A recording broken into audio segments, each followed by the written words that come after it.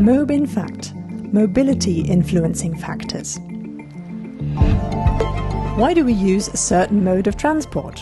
What criteria do we use to decide which mode of transport is best for a particular purpose? Do we always have freedom of choice anyway? And how do we manage to finally make transport more sustainable? These are the questions the MobInFact team is dealing with. The international team of mobility researchers is investigating which influences determine the behaviour around our travels. The factors playing a role here are urban and traffic planning, as well as personal reasons. So it depends which mode of transport we individually decide to use. However, far too often we still choose cars.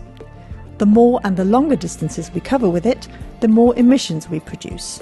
By the way, using electric cars may partially reduce the emissions, but it will not solve any traffic problems in general.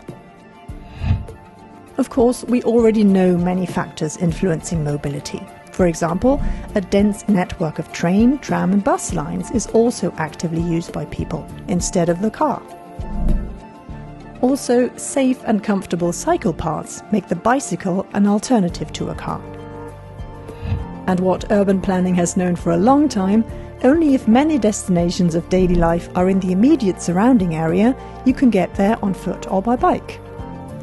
The problem is, we don't yet know exactly which influencing factor has how strong an effect and how much emissions the residents of a particular neighbourhood actually cause by their car journeys.